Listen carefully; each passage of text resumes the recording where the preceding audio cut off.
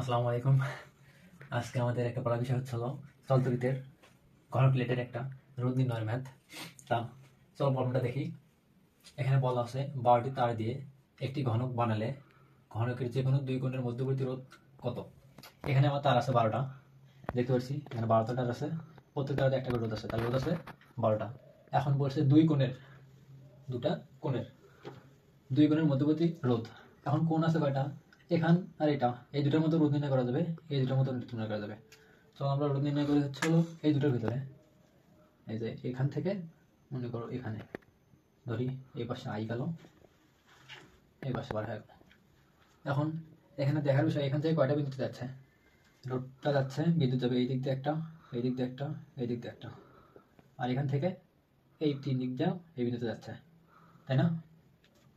এখন বিদ্যুৎ যাচ্ছে এ আর জি বিন্দু মাঝখান দেয়া, এই দুটা কোণ। তাহলে আমরা আসো এই দুটা বিন্দু একটা গ্রাফ বানিয়ে নিই। গ্রাফটা হবে এরকম, দুটো বিন্দু নেই, এ বিন্দু আর জি বিন্দু, দুটো বিন্দু নিছি। এখন এই দুটো বিন্দু নেওয়ার পর আর বাকি বিন্দুগুলো বসাই। এই বাকি বিন্দু থেকে এই বিন্দুতে যেতে কয়টা রোধ পড়তে হয় সেটা আমরা নির্ণয় করতে হবে। এখানে দেখা যাচ্ছে বিন্দু আরও বাকি আছে, কয়টা, দুইটা দিছি, আরও বাকি আছে। এ হয়েছে, এখানে হচ্ছিল B C, B C D E F G, G তো লিখছি, এইচ, হ্যাঁ হয়ে গেছে। এখন এখানে দেখা যায় বি বিন্দু থেকে এ বিন্দুতে যাতে কয়টা রোধ পড়ে, বি বিন্দু, এখানে লক্ষ্য করো বিন্দু বি, বি থেকে এতে আসতে রোধ কয়টা বার করা লাগে, একটা রোধ বার করা লাগে, তাহলে একটা রোধ 1। আর বি থেকে জিতে যেতে কয়টা রোধ লাগে, বি থেকে যেতে একটা, দুটো রোধ লাগতেছে, তাহলে এখানে 2। আবার লক্ষ্য করলে দেখো সি থেকে এতে, সি থেকে এতে কয়টা রোধ যাচ্ছে, এখানে সি বিন্দু থেকে এতে আসতে একটা, দুটা রোধ লাগতেছে, তাহলে 2। আর সি থেকে জিতে যাতে কয়টা রোধ লাগতেছে, একটা, তাহলে এখানে লিখলাম এটা, ইজি। আর ডি, ডি বিন্দু কোথায়, এখানে ডি থেকে এতে যাতে কয়টা রোধ লাগতেছে, একটা, চলো লিখি একটা। আর ডি থেকে জিতে লাগতেছে কয়টা, ডি থেকে জিতে লাগতেছে একটা, দুটা, এখানে দুটা রোধ লাগতেছে। অনুরূপ ই থেকে, এফ থেকে, এইচ থেকে বার করা লিখবে। চলো ই থেকে, ই থেকে যদি দেখি, ই থেকে এতে যাতে কয়টা রোধ লাগতেছে, একটা, দুটা। আর ই থেকে জিতে লাগতেছে কয়টা, একটা। এফ থেকে আবার যদি দেখি, এফ থেকে এতে যাইতে কয়টা লাগতেছে, একটা, মাঝখানে কয়টা রোধ আছে, একটা, একটা। এফ থেকে যদি জিতে যাই কয়টা রোধ লাগতেছে, একটা, দুইটা, দুইটা রোধ লাগতেছে। এইচ থেকে যদি এখন আবার এতে আসি, কয়টা রোধ লাগতেছে, একটা, দুটা। আর এইচ থেকে আবার যদি জিতে যাই কয়টা রোধ লাগতেছে, একটা, তাই না? সবগুলো আমরা এভাবে বার করলাম। এখন এখানে দেখার বিষয় হচ্ছে হলো আমাদের কোনগুলো সেম, এই যে 2 1 2 1 2 1, এই সব, এই তিনটাই সমদশা আছে, বিন্দু তিনটা সমদশায় আছে, এ ই এইচ, এই তিনটা সমদশা। আর বাকি যেটা আছে এই যে তিনটা সমদশা, এগুলা, এগুলো সমদশায় আছে। তাহলে কোন কোন বিন্দু সমদশায় আছে আমাদের, সি এফ আর এইচ। তাহলে আমরা এখানে নেই সি এফ আর এইচ বিন্দু, তিনটা নিলাম, একটা এটা। আবার কোনটা সমদশা আছে, বি ডি আর হচ্ছে আমাদের এফ, তাহলে এখানে নেই বি ডি এফ। কয়টা বিন্দু না হলো, দুটা। কিন্তু লক্ষ্য করে দেখো এখানে কি দুটা বিন্দু, এ বিন্দু আর জি বিন্দু আছে, এ বিন্দু থেকে জি বিন্দু যাচ্ছে, তাহলে বিন্দু না লাগবে এ একটা, এ কোনটা রাখে নেই, এখানে একটা এ নেই, এ বিন্দু, জি বিন্দুটা নেই এখানে, সাপোজ এখানে জি বিন্দুটা নিলাম।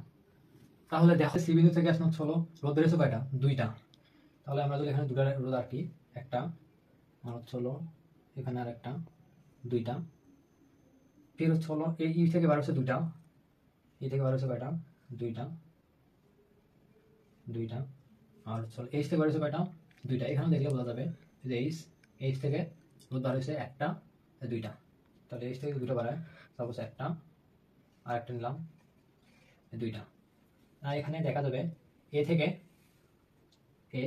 এ কথা বলে যে এ থেকে তিনটা বার হয়েছে, একটা, দুটা, তিনটা। তাহলে আমরা এখানে নিতে পারি একটা, দুইটা, 3টা রোধ নিতে পারি, ঠিক আছে। তাহলে এখানে 3টা রোধ, এখানে 6টা রোধ, আবার জি বিন্দুতে কয়টা গেছে 3টা, তাহলে এখানে আমরা রোধ কয়টা নিতে পারি 1টা 2টা 3টা, ঠিক আছে, ইজি। আর এখানে বলা আছে কি মধ্যবর্তী রোধ কত, বাড়ি তার দিয়ে একই ঘনক বানালে, আর চলো বলা ছিল প্রত্যেকটা রোধের মান চলো আর, প্রত্যেকটা রোধের মান আর, যদি প্রত্যেকটা রোধ আর হয় তাহলে এখানে 3টা আছে কি সমান্তরালে, তাহলে এখানে রোধ কি R/3। আর এখানে দেখা যাবে রোধ আছে 6টা সমান্তরালে, তাহলে এখানে রোধের মান হচ্ছিল R/6।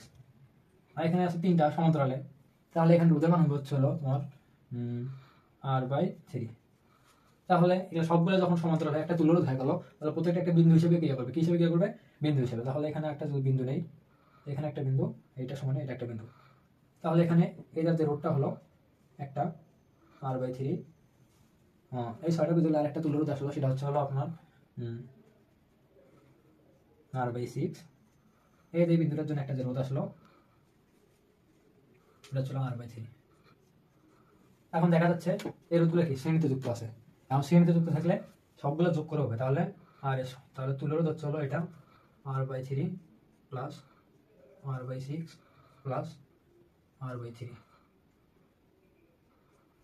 এই 3টা যোগ করলে দেখা যাচ্ছে তুল্য রোধের মান, তাহলে লসাগু যোগ করি, নিচে 6 উপরে 2R 4R আর একে 5R, তাহলে এটা ঘনকের 2টা কোণের মধ্যবর্তী তুল্য রোধ, ঠিক আছে। এই প্রশ্নটা আসছিল বুটেক্স 11-12 সেজন্য।